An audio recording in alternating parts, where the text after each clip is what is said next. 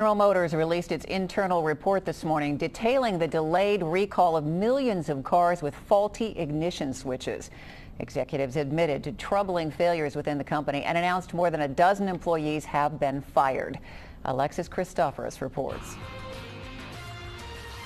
General Motors CEO says 15 people have been fired over the company's long delay in recalling cars with faulty ignition switches.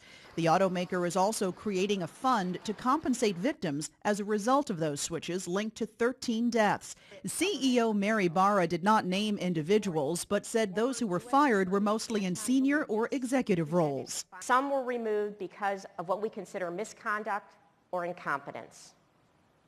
Others have been relieved because they simply didn't do enough.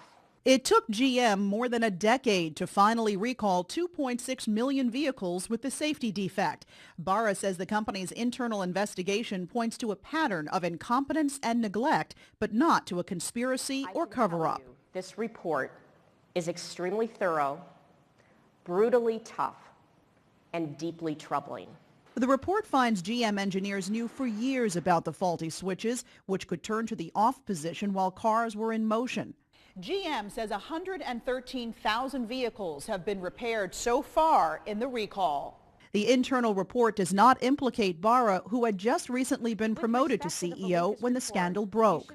For those of us who have dedicated our lives to this company, it is enormously painful to see our shortcomings laid out so vividly. The report was commissioned and paid for by GM. It is being shared with federal regulators and with Congress. Alexis Christoforous, CBS News, New York. Now, General Motors is still facing a criminal investigation by the Justice Department and continuing congressional probes.